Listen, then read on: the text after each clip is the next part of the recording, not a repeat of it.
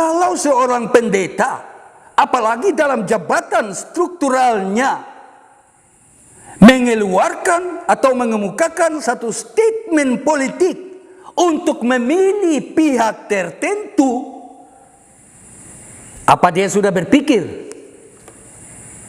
dengan statement atau pernyataan itu, tidakkah dia menyetujui bahkan mendorong perpecahan? Kalau seseorang itu ketua klasis Raja Ampat Utara, apakah bukan umatnya di klasis Raja Ampat Selatan? Iya kan? Kalau dia itu ketua klasis Raja Ampat Selatan, apakah orang-orang masyarakat di utara, orang Kristen yang notabene GKI di tanah Papua bukan umatnya? Iya kan? Kalau dia di klasis GKI Raja Ampat Tengah, apakah di utara dan selatan itu bukan bagian daripada umatnya? Pasti di utara, mau di selatan, di tengah, kalau ada timur dan barat, semua itu kan umat. Apalagi mereka itu anggota GKI di tanah Papua. Maka yang semestinya seorang pejabat gereja harus lebih berhati-hati. Jangan menggunakan toga. Kalau ada yang dorong pilih kota kosong, dia menggunakan toga. Wah, ini parah. Kalau ada yang mendorong pilih pasangan calon tunggal, lalu dia gunakan toga. Wah, ini juga parah. Iya kan? Apalagi ini dalam kapasitas ini sebagai badan pekerja klasis. Saya mau sarankan agar supaya ada surat penggembalaan atau pejabat di sinode harus turun dan menjelaskan, panggil itu ketua klasis, panggil itu para pendeta, jelaskan kepada mereka, ya, situasi politik apa yang harus dilakukan, ya, sebagai pengemban misi kerajaan Allah. Apa yang harus dilakukan oleh para pendeta ini? Ini harus ada ketegasan. Kita tidak bisa membiarkan, sudahlah, nanti selesai musim politik semuanya baik-baik. Tapi ingat, politik ini akan terus berlangsung berulang kali. Tugas gereja adalah mendamaikan semua orang, memastikan bahwa umat itu dalam keadaan aman, keadaan damai. Dapat tergantikan seperti makna indah Raja Ampat. Jiwa ini, raga ini. Pemirsa Caki Salakai SMTK Cornelia, dimanapun Anda berada, secara khusus di Kabupaten Raja Ampat, jumpa lagi dengan saya Felix Leonufna. Kali ini kita akan membicarakan sesuatu yang cukup fenomenal, ya, semacam politik identitas menjelang pemilihan kepala daerah tahun 2020, khususnya di Kabupaten Raja Ampat. Ya, Bapak Ibu, kalau saudara-saudari mengikuti video-video terkait dinamika politik di Raja Ampat akhir-akhir ini, maka saudari bisa melihat di sana muncul juga pendeta-pendeta tertentu, yang dalam hal ini pendeta GKI di tanah Papua atau pendeta Gereja Kristen Injili di tanah Papua. Ya, oleh sebab itu saya selaku warga GKI di tanah Papua, dalam arti yang dilahirkan, potong pusat, dibesarkan sampai dengan saat ini di lingkungan GKI di tanah Papua, saya merasa berkewajiban untuk memberikan pencerahan, ya, dalam konteks politik ini, agar supaya warga GKI di tanah Papua dalam menentukan sikap politiknya, ya, dapat menentukan bukan hanya secara baik, tetapi juga secara benar. Bapak, Ibu, saudara-saudari, bolehkah pendeta GKI di tanah Papua ini berpolitik? Saya mau katakan, ya, boleh. Pertanyaan kedua, bolehkah seseorang dalam kapasitasnya sebagai pejabat GKI di tanah Papua, secara khusus sebagai badan pekerja klasis, yang notabene ketua klasis berpolitik?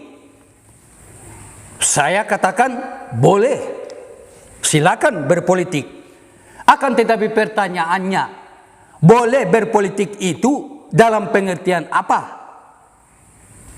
Apakah dalam pengertian sekuler, profan, duniawi, ataukah berpolitik dalam konteks pemahaman politik kerajaan surga, yakni sikap dan tindak tanduk politik yang sesuai dengan pikiran dan perasaan daripada Raja Surga itu sendiri, dalam hal ini Yesus Kristus yang notabene adalah kepala GKI di tanah Papua. Jadi bukan ketua sinode. Yesus Kristus bukan ketua sinode atau ketua klasis, ya, atau ketua jemaat. Dia adalah kepala daripada gereja Kristen Injili di tanah Papua, yang adalah gereja saudara, tetapi juga gereja saya tetapi juga gereja saudara. Ya, ini kalau saudara lihat, beberapa waktu yang silam ada seorang, entah itu dalam kapasitas kependetaannya, dalam hal ini satu jabatan fungsional, ya, ataukah dalam kapasitas sebagai ketua klasis ketua klasis, ya, tertentu, ketua klasis GKI di wilayah tertentu di Raja Ampat. Akan tetapi dalam video itu nampak bahwa beliau bahkan memimpin doa penolakan terhadap adanya hanya pasangan calon tunggal. Saya tidak tahu lebih jauh apakah beliau secara langsung mendukung kota kosong ataukah tidak, ataukah beliau lebih menegaskan, ya, suatu prinsip demokrasi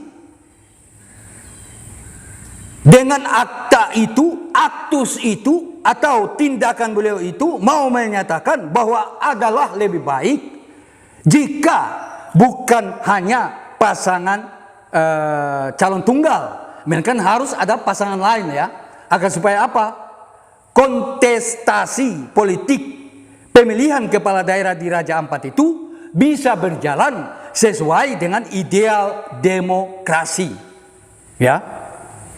Meskipun demikian, aktus itu sendiri adalah aktus politik, iya kan?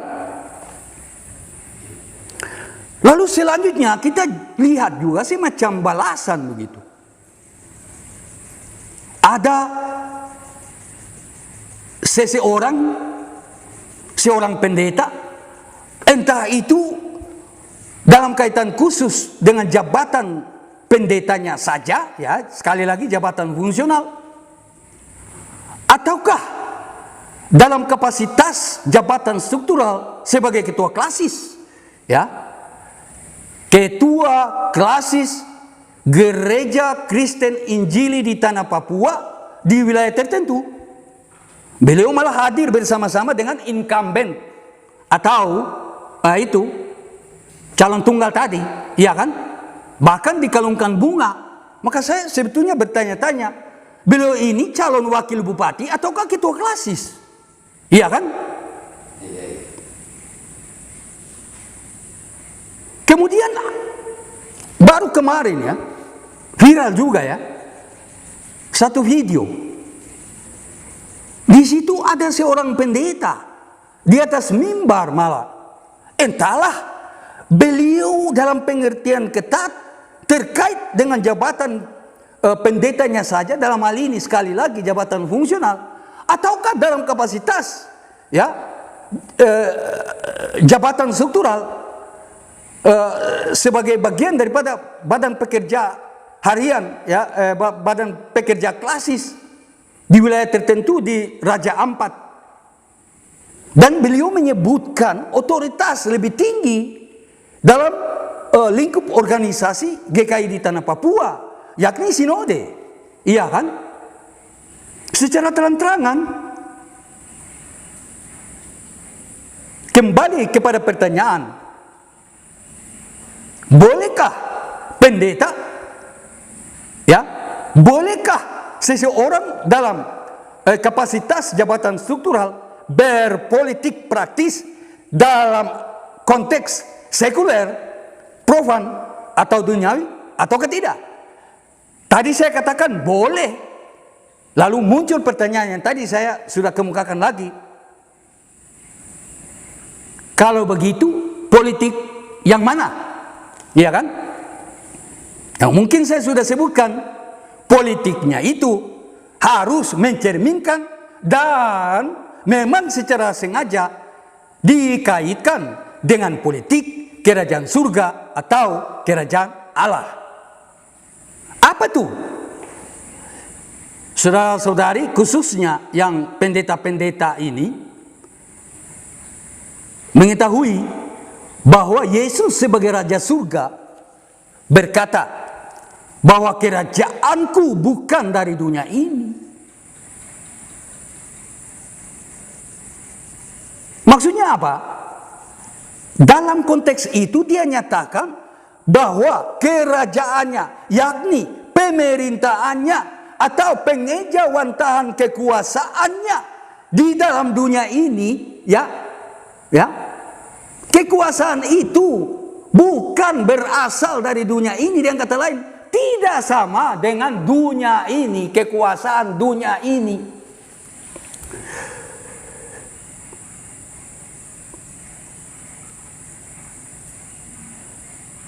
Saudara bisa buka Injil Matius pasal 5 sampai dengan 7. Lalu saudara bisa lihat kaidah emas yang merupakan prinsip daripada Raja Surga itu.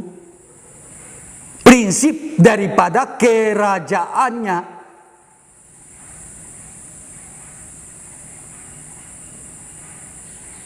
Kata-kata berbahagialah orang miskin di hadapan Allah, ya. Dan seterusnya. Berbahagialah orang yang membawa damai. Ya.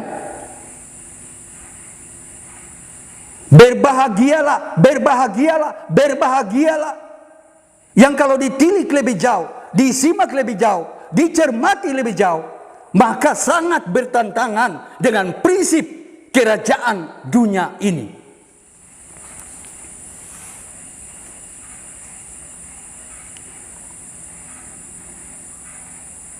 Jadi apa yang harus dilakukan dalam sikap politik tadi? Keberpihakannya kepada kaum yang lemah, kaum yang tertindas, kaum yang diabaikan oleh pemerintah duniawi ini.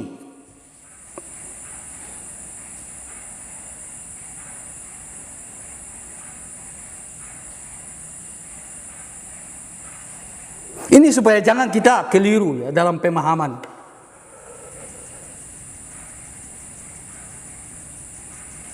Sejauh mana Raja Surga itu berkuasa?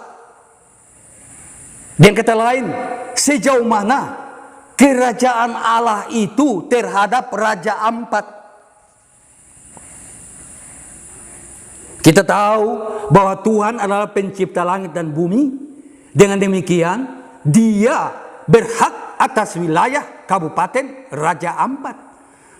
Maka seluas mana wilayah Kabupaten Raja Ampat itu, itulah keluasan wilayah kerajaan surga atau kerajaan Allah.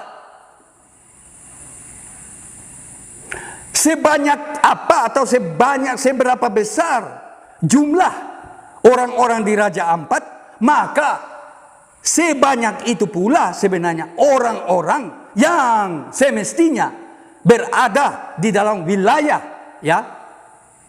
pemerintahan kerajaan surga atau pemerintahan kerajaan Yesus Kristus.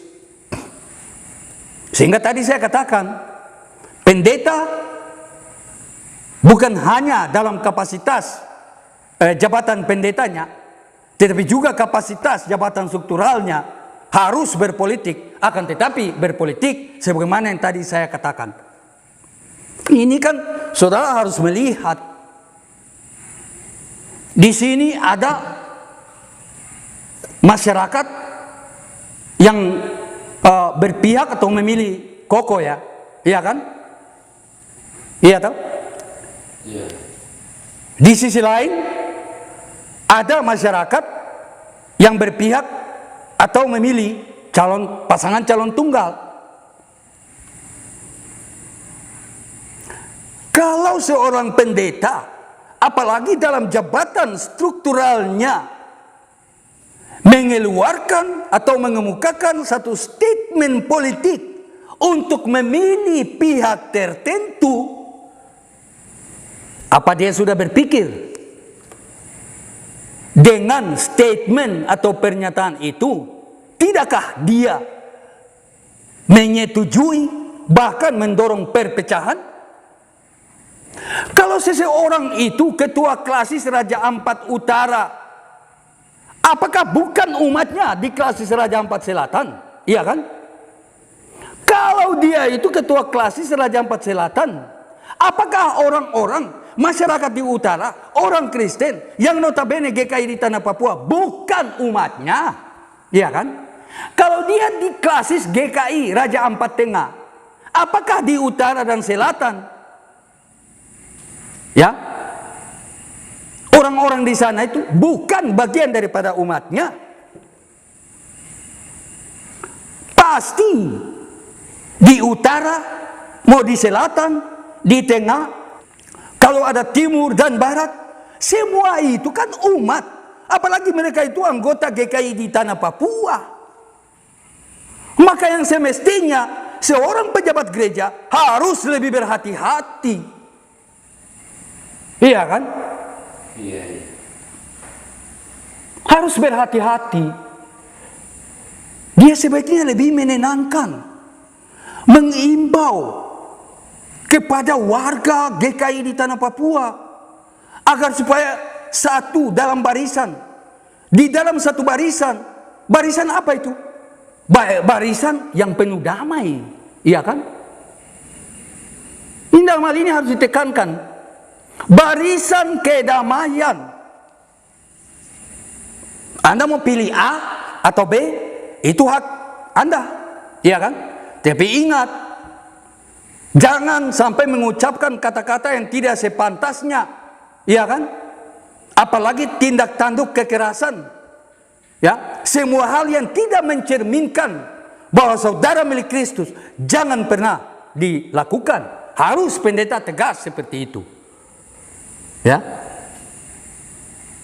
jadi saya pikir kalau mendorong umat ya untuk pilih ini pilih itu, wah ini sudah sulit. Bukan saya bilang tidak boleh, itu sebaiknya saudara membuat itu dalam konteks diri pribadi saudara. Jangan menggunakan toga. Kalau ada yang dorong pilih kota kosong, dia menggunakan toga. Wah, ini parah. Kalau ada yang mendorong pilih pasangan calon tunggal, lalu dia gunakan toga. Wah, ini juga parah. Iya kan? Apalagi ini dalam kapasitas ini sebagai badan pekerja klasis.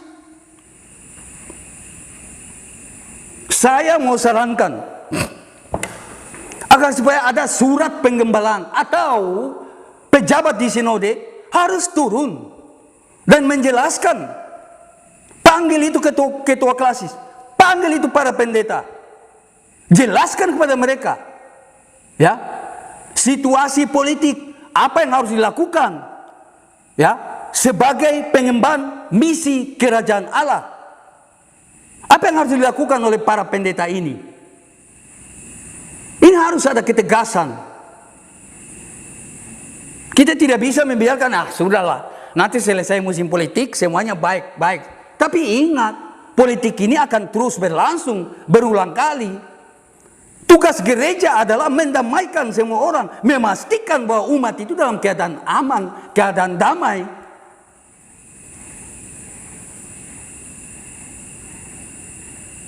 Saya mau sarankan ya kepada oknum-oknum yang pejabat struktural ini di klasis khusus. Saudara sebaiknya memperhatikan tugas dan tanggung jawab saudara, ya. Jangan dalam tugas dan tanggung jawab gerejawi saudara abaikan.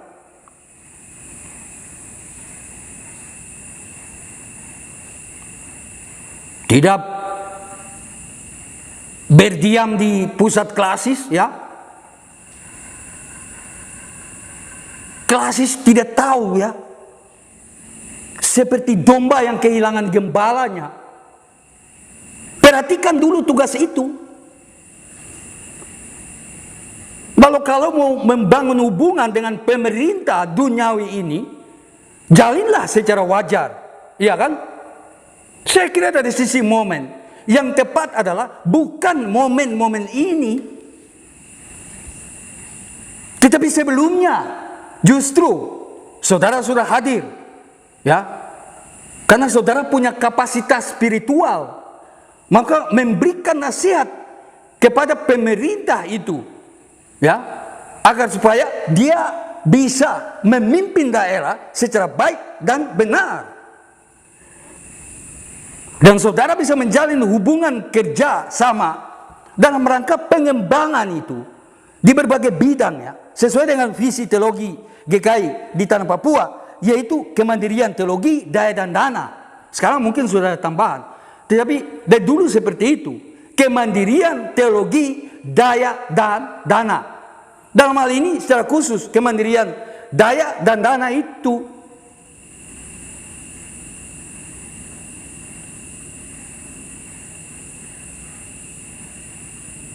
yang wajar, yang benar, yang terbuka, yang transparan.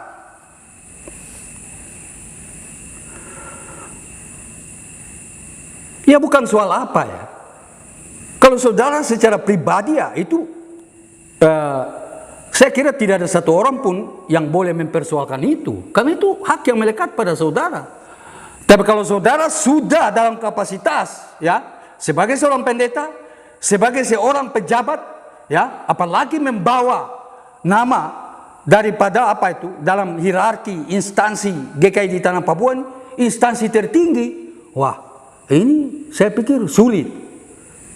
Saya tidak tahu apa benar Sinode GKI di Tanah Papua memang menganjurkan begitu, memilih seseorang, misalnya apakah memilih kota kosong ataukah memilih calon tunggal, saya tidak tahu, ya. Akan tetapi harus ada kejelasan dan jangan ditunggu lama. Sebab apa? Semakin mendekat, menurut perkiraan saya, semakin memanas. Iya kan?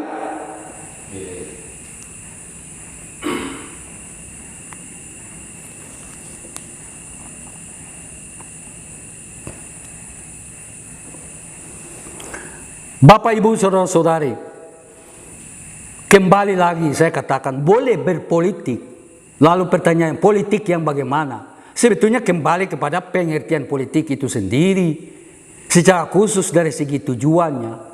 Tujuan politik sebagaimana dirumuskan oleh Aristoteles, ya, adalah untuk mencapai eudaimonia, yakni apa? The common good, yaitu kebaikan bersama kesejahteraan vital masyarakat itu sendiri. Ya saya kira di sini ya tujuan politik yang dirumuskan secara sekuler ternyata itu dia sebetulnya bisa disandingkan, dia harmoni dengan politik Yesus Kristus atau politik Raja Surga, politik kerajaan Allah itu sendiri.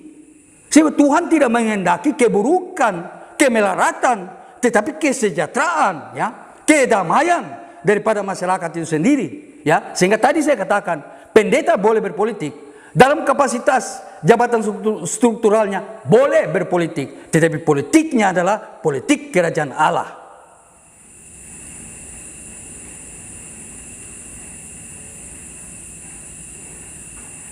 Terakhir saya mengimbau kepada Bapak Ibu saudara-saudariku tercinta yang saya kasihi di Kabupaten Raja Ampat.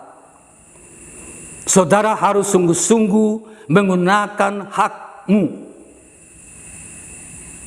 dengan mengingat bahwa hanya dalam 1 detik saudara menentukan pilihanmu, diserahkan kepada seseorang atau sebuah sistem, ya, selama 5 tahun ke depan.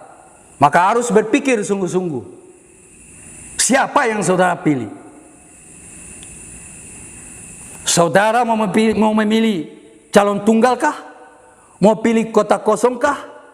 Sebaliknya, mau pilih kotak kosong atau pilih calon tunggal? Berpikir dengan baik. Iya kan? Dua-dua itu ada manusianya. Jadi ada yang bilang pilih kotak kosong itu bukan manusia. Saudara bisa simak itu video sebelumnya, video yang ya di mana saya pembicara judulnya itu kotak kosong di Raja Ampat itu ya. Simak video itu. Saya ada jelaskan bahwa secara semiotika itu bukan kotaknya, tapi manusia di balik itu. Masyarakat itu sendiri maupun pasti ada orang yang dijagokan. Jadi memilih kotak kosong bukan memilih kotak itu ya pada hakikatnya, melainkan memilih masyarakat itu. Dan dari masyarakat itu sudah tentu muncul figur tertentu. Maka nama figur itu tidak tercantum di situ. Tapi jelas kalau memilih kotak kosong, maka pasti sudah dengan sendirinya memilih dia.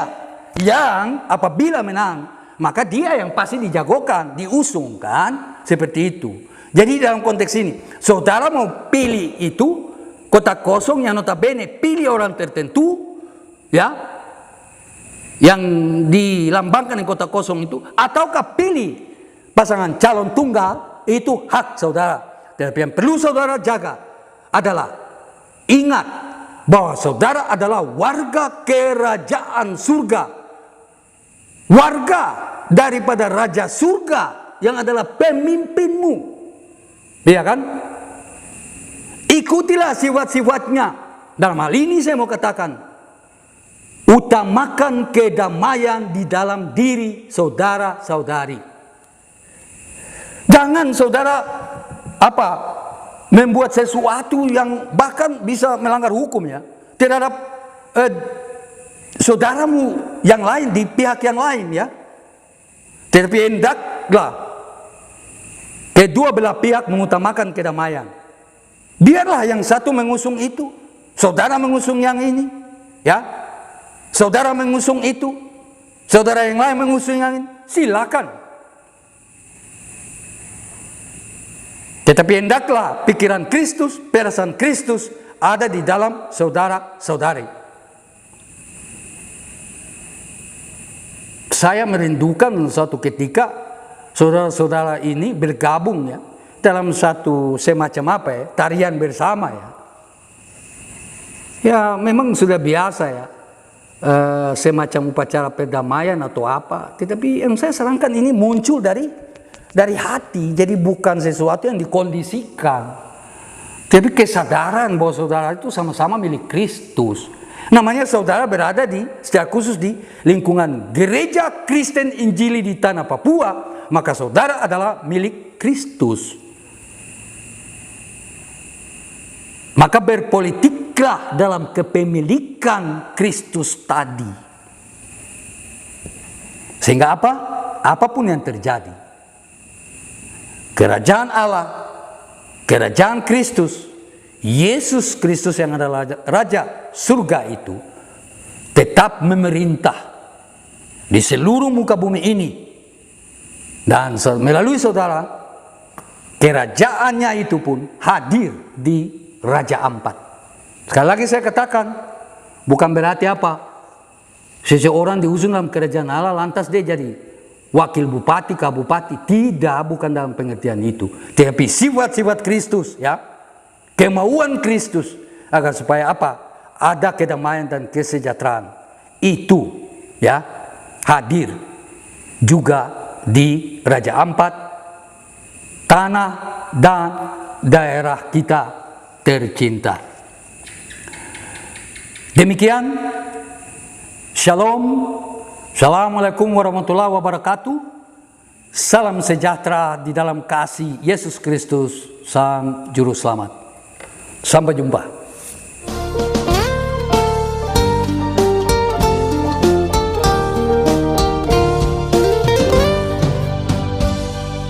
Rasa damai membasuhi jiwa, ku dapat bersamamu, oh Sang Cinta, kan selalu ada, selalu terjaga.